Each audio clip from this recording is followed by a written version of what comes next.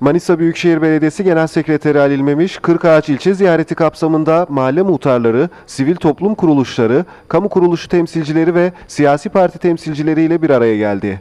Hemen yanında Mümin Deniz Bey, Ulaşım Dairesi Başkanımız. Hemen yanında Serpil Hanım yine Sağlık İşleri Daire Başkanımız.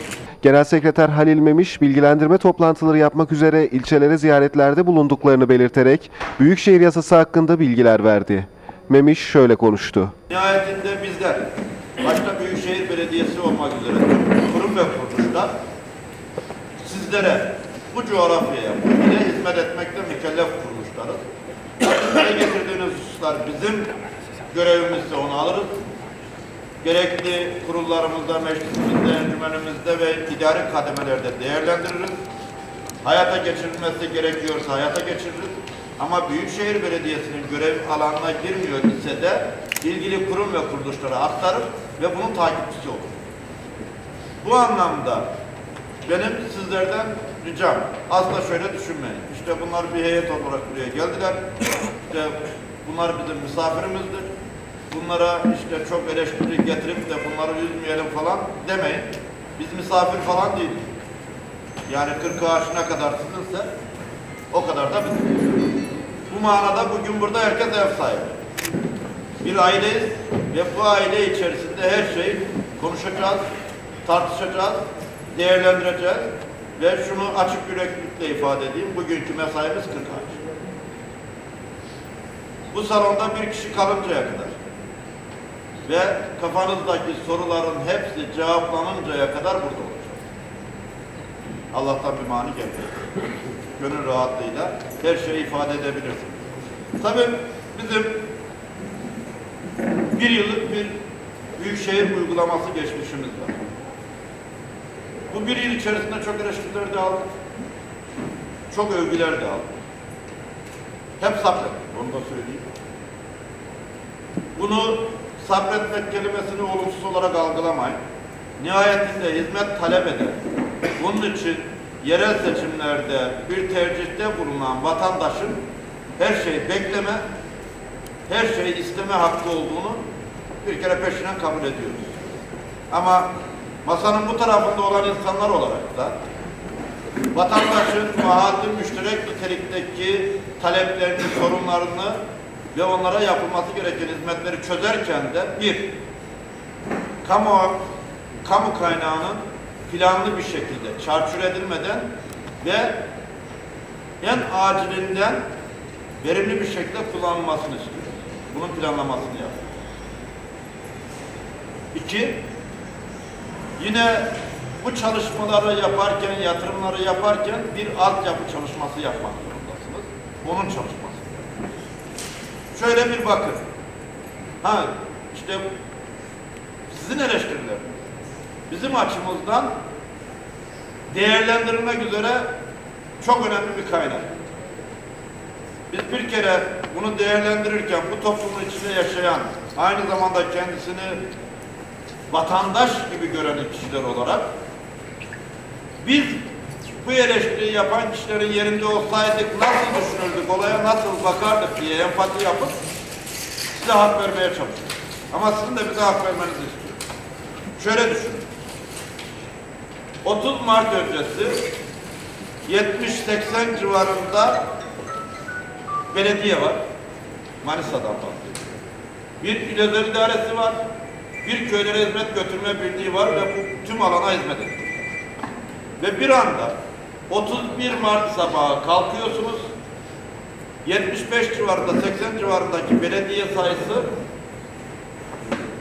18'e iniyor. Biri Büyükşehir Belediyesi, 17'si ilçe belediyesi. Alana hizmet eden İl Özel İdaresi vardı. Bu İl Özel İdaresi kapatılıyor. Bize geçen hizmetlerin temeli olan su ve kanalizasyon hizmetleri yeni bir genel müdürlük kuruldu. Su ve Kanalizasyon İdaresi Genel Müdürlüğü. MASKİ kısa adı. Ve bu sıfırdan kuruldu. Bakanlar Kurulu kararıyla kuruldu. 15 Temmuz'da mı? Resmen hayata geçti. İlk genel kurulunu yaptı. Ve bu tüm il genelinde de yapılandı. Sıfırdan hiç bir memuru bile yokken işte Manisa Belediyesi'nin bünyesindeki kanalizasyon idaresi, su ve kanalizasyon müdürlüğü oraya geçti. Sınırlı sayıda sadece merkezde hizmet eden bir personeli vardı. Ama şimdi tüm il geneline hizmet eder durumda. Bu zorlukları aşarak geldik ve çok şükür bunu gönül rahatlığıyla söylüyorum. Ben İçişleri Bakanlığı'ndan gelme bir bürokratım. Ömrüm mali idareciliğin içinde, belediyeciliğin içinde geçti. Türkiye'deki 30 büyükşehir belediyesinin hepsiyle diyalogum var. Birçoğunun genel sekreterini, başkanlığı, diğer yöneticilerini tanıyorum, samimiyetim var. Bizim eleştirilen bazı uygulamalarımız, bunların başında koordinatörlük uygulaması, daha yeni birçok büyükşehir belediyesi tarafından örnek alınır duruma geldi. Ve birçoğu mevcut, daha önce büyükşehir olan, işte mesela İzmir'e örnek verelim. İşte İzmir'de su kanalizasyon idaresi vardı, mevcuttu. İşte ne oldu? 3-5 tane daha yeni ilçe eklendi büyükşehir bünyesinde. O ve benzeri mevcut büyükşehir olan illerden bile çok daha öndeyiz şu anda hizmet noktasında. Yeterli midir? Değil. Aksaklıklar var mı? Var. Ama şunu çok net söyleyeyim. Şu an itibariyle 2014 yılını yapılanma yılı olarak kabul eden Manisa Büyükşehir Belediyesi artık yatırımları yapar noktaya gelmiştir. Şimdiye kadar sorun çözme noktasındayken artık bundan sonra hem sorunları çözerken hem de yeni yatırımlar yapacak. İşte buradaki daire başkanlarımız 40 ağaçla ilgili yaptıklarımız ve bundan sonra planladıklarımızın ne olduğunu sizlere bilgisini verecekler. Ama onun yanında hepsinden öte sizin şikayetlerinizi ve taleplerinizi alacağız ve en kısa zamanda da yerine getirmek için talimatlandırıp çözülmesini sağlayacağız. Manisa Büyükşehir Belediyesi'nin 2015 yılı içerisinde Kırkağaç genelinde yapacağı hizmetlerin anlatılmasının ardından katılımcılarla soru-cevap kısmına geçildi. Toplantıya katılan mahalle muhtarlarının büyük çoğunluğu köy yollarının yapımı ile ilgili taleplerini dile getirdi. Yolların yapımı konusunda planlamalarını tamamladıklarını ve 3 yıl içinde sorumluluk alanında olan tüm yolları tamamlayacaklarını belirten Manisa Büyükşehir Belediyesi Genel Sekreteri Halil Memiş şunları söyledi. Bu yollar konusunda sadece sizin orayla ilgili değil, bir kısa açıklama yapmak durumundayım.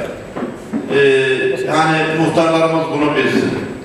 Kanun diyor ki, mahalle merkezlerini, yani mahalleleri ilçe merkezine bağlayan yollar Büyükşehir Belediyesi'nin sorumluluğundadır.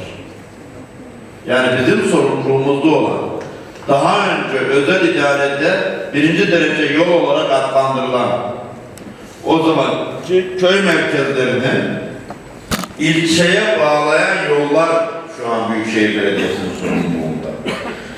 Köyleri, yani şimdiki mahalleleri birbirine bağlayan yollar, mahalle içi yollar ve ova yolları, yani bağ-bahçe yolları Büyükşehir Belediyesi'nin sorumluluğunda değil. Şimdi diyeceksiniz ki, ya sorumluluğunda değil de, hani diyordunuz da her yere biz yaparız, çok da önemli değil. Evet, önemli değil ama şu var. Bu yol, meydan, park, bahçe ayrımıyla ilgili meclis görüşmeleri 6 ay sürdü bizim meclisimizde. Bu görüşmelerin birçoğunu da ilçe belediyeleriyle ben yaptım. Müzakerelerini.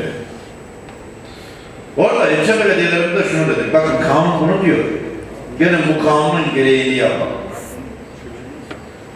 Ama birçok şimdi çıkan meclis kararında ova yollarına kadar, mahalleleri birbirine bağlayan yollara kadar hepsi Büyükşehir Belediyesi tarafından yürütülsün diye karar çıktı. Bu kararı değerlendiriyoruz. Hukuki süreç başlatacağız. Bizim itirazımız, bunları bize verdiniz, biz buraya hizmet etmeyeceğiz veya edemeyiz değil. Biz bir şey söylüyoruz. İlçe belediyelerine de bunu dedik. Bakın, hizmet yürütürken kanun bir şey istiyor. Diyor ki öncelik sıralaması yapmak zorundasınız. En acil hizmeti en öne almamız lazım. Size sorarım.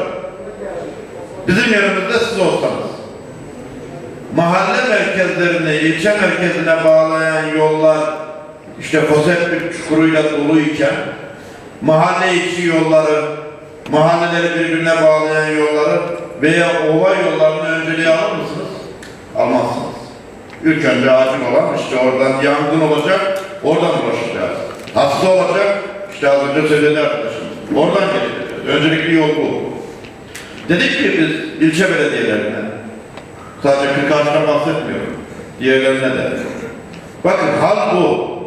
Gelin, burada ısrar etmeyin. Şu diğer bizim kanunen bize verilmiş olan yolların haricindekileri de siz alın.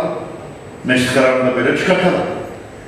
Ondan sonra siz de bize kalırsa biz bunu programa alamayız. Önceliğimize koyduğumuz zaman köy yollarını koyacağız. Ana yolları. Bunlar gene kalacak. Alın, eş zamanlı olarak bunları programlayalım. Siz de planınızda ve programınızda alın. Bir tarafından tutun. Yapmaya başlayın. Yetişemediğiniz, bitiremediğiniz, gücünüzün yetmediği yerde biz size iş makinası, araç, gereç ve malzeme desteği verin. İnşallah bu noktaya geleceğiz. Ama şuna dikkat edin. Yani bizim önceliğimiz, ihalesini yaptığımız yollar, birinci derece yollar dediğimiz yollar. Ha diğerlerine gene hiçbir şey yapmayacak, biz yapacağız. Geleceğiz, çukurunu dolduracağız. Yama varsa işte sürekli 24 saat, 7-24 çalışıyor. O planlı projeli ihale bu iş değil, ihtiyaç oldukça yapılan işler. Sizin oraya da gelecek.